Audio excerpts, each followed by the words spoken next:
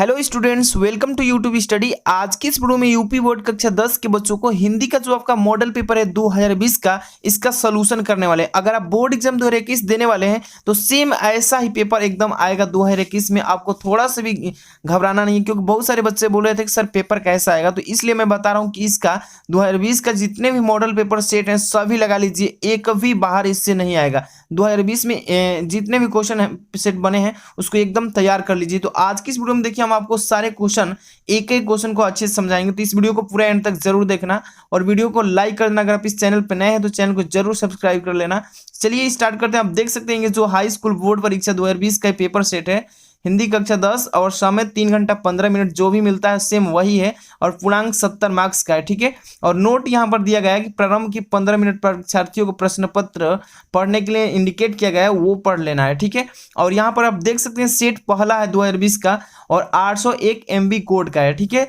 एक जिले में 7 सेट आता है, मतलब 7 प्रकार के कोड का, तो ये फर्स्ट सेट है। ठीक है, तो चलिए फर्स्ट नंबर क्वेश्चन को स्टार्ट करते हैं। आप देख सकते हैं, थोड़ा सा इसको जूम कर दें ताकि बड़ा दिखाई दे। ठीक है, तो देख सकते हैं इसमें निम्नलिखित कथनों में से कोई एक कथन सत्य है, उसे पहचान कर आंसर देना है। तो फर्स्ट नंबर ऑप्शन आप देख सकते हैं, इसमें क्या लिखा है कि भारतेंदु हरिश्चंद्र आलोचना साहित्य के जनक माने जाते हैं, और दूसरा लिखा है कि आचार्य रामचंद्र शुक्ल प्रसिद्ध निबंधकार हैं, और तीसरा है मित्रता निबंध के लेखक राय कृष्ण दास जी हैं, और चौथा है गुनाहों का देवता के रचनाकार मुंशी प्रेमचंद्र जी है। तो देखिए इसमें से जो दूसरा ऑप्शन दिख रहा है आचार्य रामचंद्र शुक्ल एक प्रसिद्ध निबंधकार है। ठीक है, ये वाला ऑप्शन जो है सही है। ठीक है इसका, और ये तीसरा दूसरा का छोड़कर तीनों ये कथन गलत है। तो ऐसे ही सारे मॉडल पेपर को आज तैयार करा देंगे, पूरा ध्यान से देखते रहिए।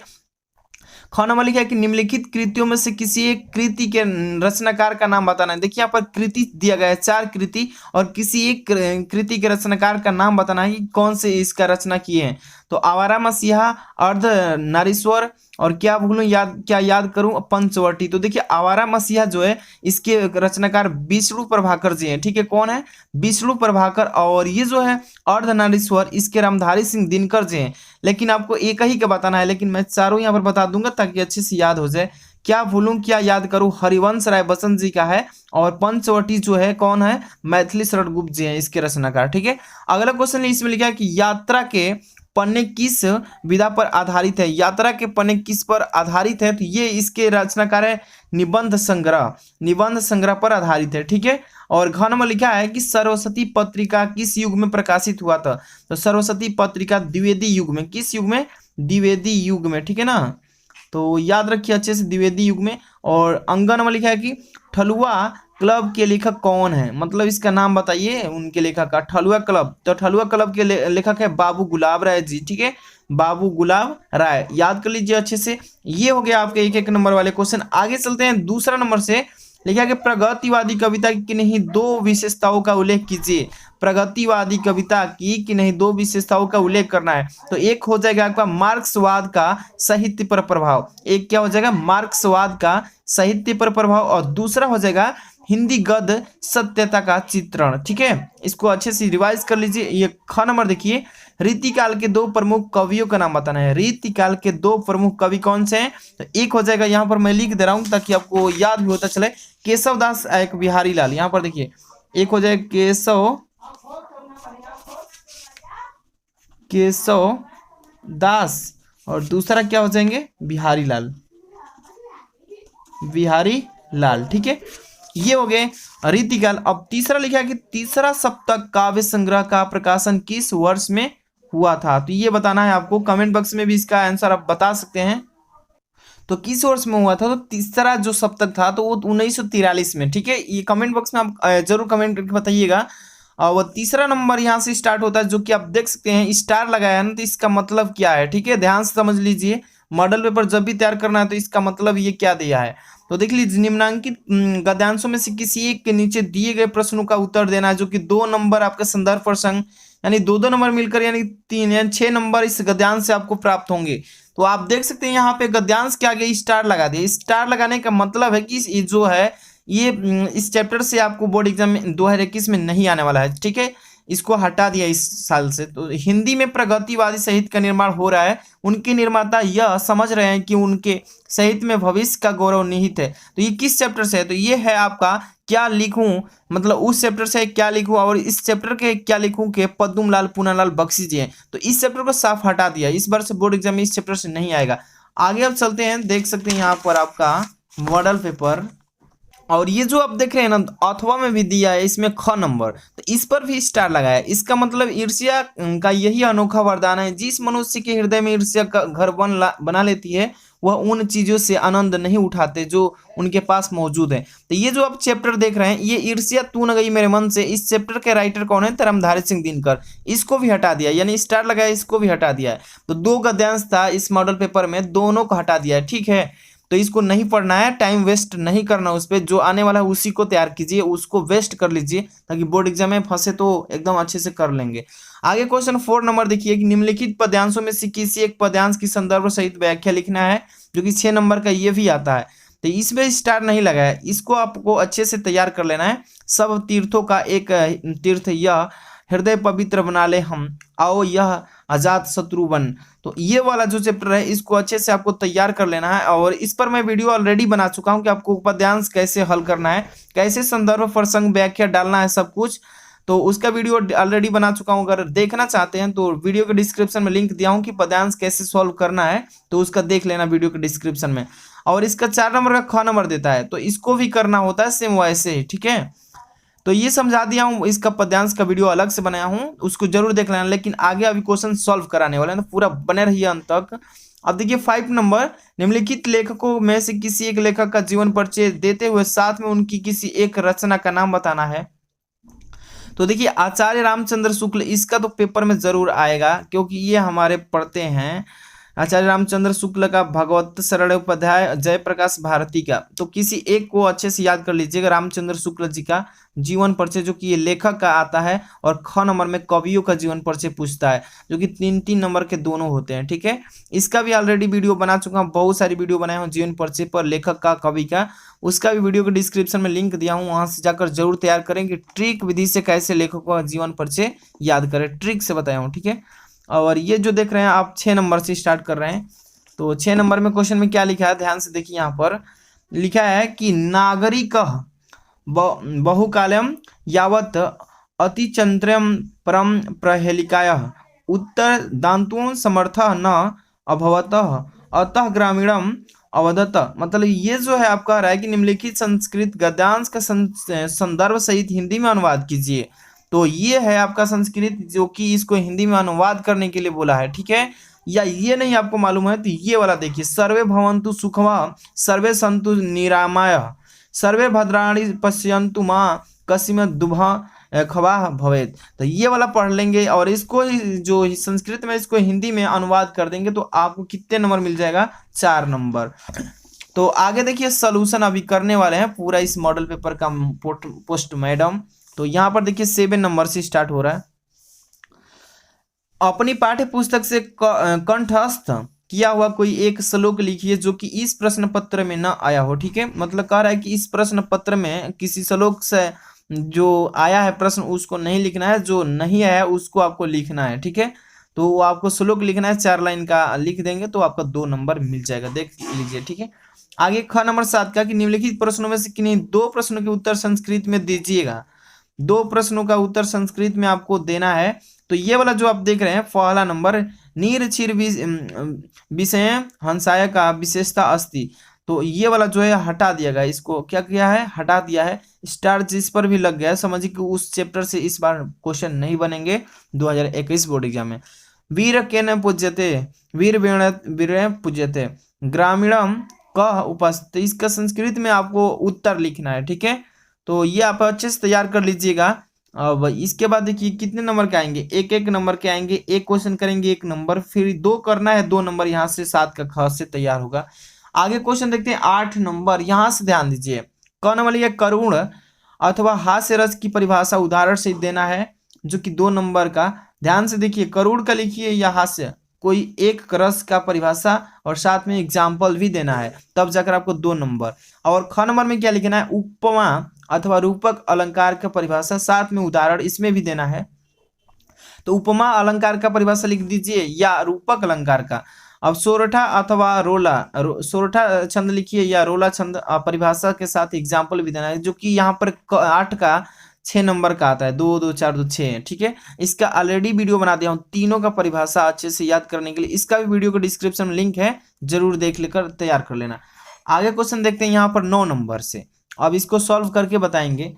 तो देख लीजिए यहाँ पर लिखा है कि निम्नलिखित उपसर्गों में से किन्हीं 3 के मेल एक से एक शब्द बनाना है। तो 3 को इसमें से हल करना है और 6 दिया है, तो 6 में से 3 ही को करना है, जो कि एक एक का मेल बताना है। तो देखिए ध्यान से, उपसर्ग अगर कहेगा तो उपसर्ग एक आता है क्या आपका, यहाँ पर देखिए प्रत्यय। तो उपसर्ग कहेगा तो यहाँ पर अगला जो शब्द है इसी से मिलता जुलता आपको एक शब्द बनाना है, ठीक है। और प्रत्यय कहेगा तो पहले शब्द आएगा और लास्ट में ये आना चाहिए। तो ये वाला देखिए अ लिखा है ना, तो जैसे कि अ लिखा है तो यहाँ पर अनुसार भी कर देंगे, अ से क्या हो जाएगा यहाँ पर अनुसार, अनुसार, या अ लिखा है तो अवतरण भी लिख सकते हैं, ठीक है। ये नहीं है कि जो बुक में दिया है वही लिखेंगे, यहाँ पर एकदम ऐसे भी लिख देंगे, एक नंबर भी नहीं कटेगा, ठीक है। अब यहाँ पर 3 का है हल करने के लिए, 1 कर दिए। दूसरा अधि लिखा है ना, अधिकतर हो जाएगा, इसका क्या हो जाएगा अधिकतर, अधिकतर। अब यहाँ पर एक और बता देते हैं, अधिकांश भी लिख सकते हैं, अधिकांश।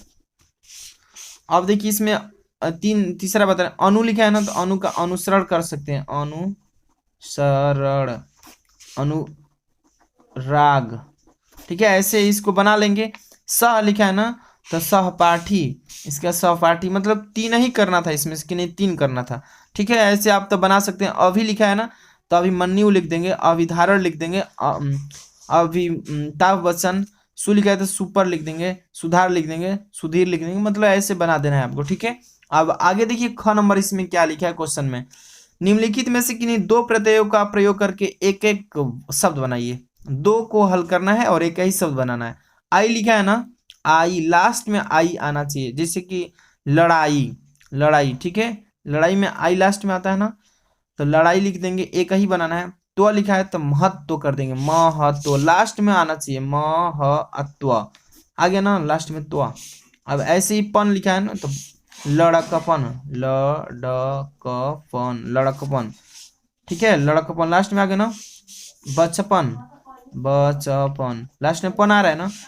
हट, घबराहट, ऐसे आपको बना लेना है। बस इसमें से 2 ही को करने के लिए बोला था, ठीक है। इसमें 4 हम बता दिए।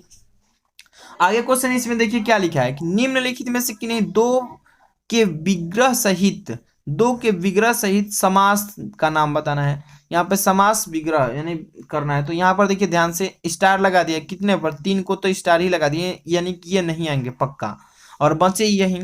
तो नवरत्न लिखा है, तो ध्यान से देखिए नवरत्न का यहाँ पर समास और विग्रह करना है।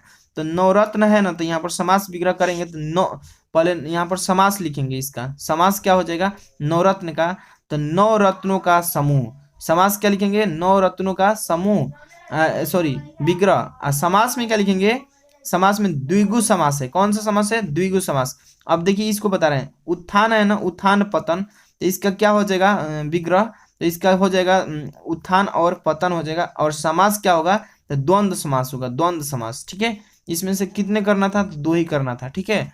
आगे वाला क्वेश्चन देखते हैं, इसमें निम्नलिखित में से किन्हीं 2 शब्दों के तत्सम रूप बताइए।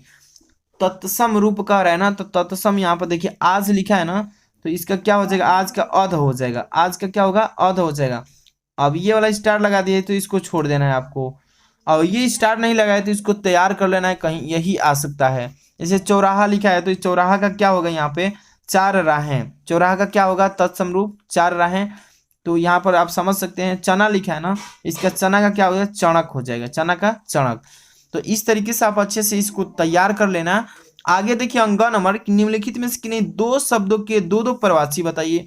इसमें 5 दिया है, और इसमें से केवल कितने हल करने हैं आपको, 2 ही हल करना है, 2 को हल करना है, और एक एक का 2 को मतलब प्रवाची बताना है। जैसे उन्नति है, तो उन्नति का क्या हो जाएगा, प्रगति हो जाएगा, या विकास भी हो जाएगा, दोनों लिख देंगे, प्रगति या विकास, यानी 2 बताना है, प्रगति और विकास। अब जैसे गृह लिखा है, गृह का मतलब होता है घर, निवास, ठीक है। बादल, बादल का मेघ हो जाएगा जलद हो जाएगा, ठीक है। तो ये आपको बस दो मतलब दो ही को बताना था, इसमें 3 बता दिए, और आप जितने भी याद कर लेंगे अच्छा ही रहेगा। आगे देखते हैं 10 नंबर क्वेश्चन। तो इसमें क्या कह रहा है कि निम्नलिखित में से किन्हीं दो संधि कीजिए और संधि का नाम बताइए, जो कि एक एक करेंगे, एक एक नंबर का होगा, ठीक है। तो स्टार लगा दिया कितने पर, 1 2 3 स्टार लगा दिया और 2 बचा है, तो दोनों को पहले ध्यान से देख लीजिए। प्रतिधन उत्तरम, प्रतिधन उत्तरम है ना, तो इसका संधि, इसका पहले संधि करेंगे तो प्रति उत्तरम, प्रत्युत्तरम हो जाएगा। देखिए यहाँ पर मैं लिख दे रहा हूँ इसका संधि, प्रत्युत्तरम, प्रत्युत्तरम, ये हो गया इसका संधि किसका, यहाँ पर देखिए थोड़ा सा ऊपर कर लेना है, ये वाला प्रत्युत्तरम का संधि क्या हो जाएगा, प्रत्युत्तरम। अब इसमें पूछा है कि संधि के बाद संधि का नाम बताइए, तो ये यण संधि होगा। कौन सी संधि होगा, यण संधि, याद कर लीजिए इसको, ठीक है। आगे वाला क्वेश्चन इसमें एक और है, अभिउदय, अभिउदय का संधि कीजिए, तो अभिउदय का क्या हो जाएगा, अभयुदय, अभयु, ये हो गया संधि। और संधि का नाम ये क्या होगा, तो ये वाला जो संधि है यण संधि, ये भी है यण संधि, ठीक है। दोनों को याद कर लीजिए। आगे क्वेश्चन देखते हैं, इसमें क्या 10 का कौन सा है, ख नंबर। क्या लिखा है क्वेश्चन में कि निम्नलिखित शब्दों के रूप चतुर्थी विभक्ति बहुवचन में लिखना है। चतुर्थी विभक्ति याद रखिए कि कह रहा है और बहुवचन में बताना है। तो मधु का चतुर्थी विभक्ति क्या होगा, ये आपको मालूम होगा, कई बार बोर्ड एग्जाम में पूछा है, मधु का नदी का पूछता है। तो मधु का चतुर्थी विभक्ति में देखें तो मधुभयः, क्या लिखेंगे, यहाँ पर मैं लिख दे रहा हूँ आपको, देखिए इसी पर बोर्ड पर लिख दें, देखिए मधुभयः, मधुभयः हो गया। अब ये देखिए मधुभयः हो गया ना, और ये इसके बाद और अथवा में पूछा है नदी, नदी का नदी भया लिखेंगे, नदी भया, ठीक है। इस तरीके से इसका हो गया। बस आपको एक ही बताना था इसमें से। आगे चलते हैं, इसमें कौन सा क्वेश्चन है, तो यहाँ पर ध्यान दीजिए। क्वेश्चन क्या लिखा है इसमें, ग नंबर, कि निम्नलिखित में से किसी एक शब्द के धातु लकार पुरुष तथा वचन का उल्लेख कीजिए, जो कि 2 करेंगे 2 नंबर प्राप्त होगा। कह रहा है किसी एक का, किसी एक ही को करना है लेकिन 2 नंबर मिलेगा। तो ध्यान दीजिए क्या क्या पूछा है, धातु पूछा है, लकार पूछा है, पुरुष पूछा है और वचन पूछा है। 4 चीज इसमें आपको बताना होता है। अपठत का धातु लकार पुरुष वचन बताइए। तो अपठत का क्या हो जाएगा, धातु तो पठ हो जाएगा। अपठत का धातु क्या होगा, पठ। लकार क्या होगा, तो लड लकार होगा। अब पुरुष क्या होगा, तो मध्य पुरुष होगा। अब वचन इसका क्या होगा, तो बहुवचन होगा अपठत का, ठीक है। अब इसी तरीके से हसामह, हसामह है ना, तो हसामह का भी धातु लकार पुरुष वचन बताइए। तो हसामह का अगर लकार धातु देखें ये कौन सा आता है, तो हस धातु में आता है। लकार ये लड़ लकार में आएगा, पुरुष ये उत्तम में आएगा, और ये वचन तो बहुवचन में आएगा हसामह का, ठीक है। याद कर लीजिए। आगे का क्वेश्चन देखते हैं अब इस 10 नंबर का घ नंबर। इसमें क्या लिखा है कि निम्नलिखित में से किसी है कि नहीं 2 वाक्यों का संस्कृत में अनुवाद कीजिए। तो यहाँ पर संस्कृत में अनुवाद करना है, 1 1 नंबर का है, 2 करना है, 2 नंबर फिक्स होगा इस पर। ग्रामीण शिक्षा के प्रति जागरूक है, ग्रामीण शिक्षा के प्रति क्या है, जागरूक है। तो संस्कृत में इसका अनुवाद कैसे करना है, तो ग्रामीण यहाँ पर लिख दे रहे हैं यहाँ पर देखिए ग्रामीण, ठीक है, ग्रामीण शिक्षा, शिक्षाम, ठीक है, ग्रामीण शिक्षाम प्रति, अब लिखेंगे जागरूक, जागरूक संधि, संधि, ठीक है। इस तरीके से लिख लेंगे इसको। अब देखिए इसके बाद आपका कौन सा क्वेश्चन है, इसमें एक और पूछा है कि देश हमें देशभक्त होना चाहिए, संस्कृत में अनुवाद कीजिए। तो वयम देशभक्तः भवेम, वयम देशभक्तः भवेम। और तीसरा क्या है, विद्या सभी धनों में श्रेष्ठ है, विद्या सभी धनों में क्या है, श्रेष्ठ है। तो इसका संस्कृत अनुवाद कीजिए, विद्या सर्वधनम भवेत्, विद्या सर्वधनम भवेम, भवेम होगा, ठीक है। आगे वाला देखिए, जन्मभूमि स्वर्ग से भी बड़ा है, जन्मभूमि स्वर्ग से भी क्या है, बड़ी है। तो इसके संस्कृत में अनुवाद कीजिए कि जन्म भूमिवादः अपि ग्राम्यस्त। तो ये वाला इसका हो जाएगा संस्कृत में अनुवाद 4 हो गया। अब देखिए ये इसका अगला क्वेश्चन जो है 11 नंबर, क्या लिखा है 11 नंबर क्वेश्चन कि निम्नलिखित विषयों में से किसी एक विषय पर निबंध बताइए। तो निबंध लिखना है, जनसंख्या वृद्धि एक अभिशाप है, वृक्षारोपण का महत्व बताइए, जीवन में खेलकूद की उपयोगिता बताइए, सदाचार पर सारे जहां से अच्छा हिंदुस्तान हमारा। तो इसी किसी एक पर आपको निबंध लिखना है, जो कि अब मैं बता दिया हूँ कि अगर निबंध नहीं याद है तो ट्रिक से कैसे लिख सकते हैं, वीडियो बना चुका हूँ ऑलरेडी, वीडियो के डिस्क्रिप्शन में लिंक है, इसका जरूर देख लीजिएगा। और ये जो है अपने पठित काव्य खंड के आधार पर निम्नलिखित प्रश्नों में से किसी एक प्रश्न का उत्तर देना होता है। ये जो क्वेश्चन है ये जिला वाइज जाता है कि आप किस जिले से रहते हैं, और उसी जिला में ये आपको याद करना होगा कि आप किस जिले से हैं, उसको अच्छे से याद कर लेना है। तो मान लीजिए कि यहाँ पर कर्ण लिखा है, कर्ण खंड काव्य के आधार पर कर्ण का चरित्र चित्रण कीजिए, ये करना है अंग का। और दूसरा कहता है कर्ण खंड काव्य के तृतीय सर्ग की कथा अपने शब्दों में लिखिए। तो मान लीजिए कि बलिया जिला में आता है, तो बलिया जिले के बच्चे ये अंग नंबर का दोनों करेंगे, ठीक है, और दोनों को अच्छे से इसको लिखेंगे। कितना नंबर मिलेगा, 3 नंबर मिलेगा। बस इतना ही करना होता है। 12 क्वेश्चन आते हैं बोर्ड एग्जाम में कक्षा 10 के हिंदी में, तो मैंने सारे क्वेश्चन को बता दिए कैसे कैसे करना है। और वीडियो को ज्यादा से ज्यादा बच्चों में शेयर कीजिए। ला रहे हैं next video. Thanks for watching.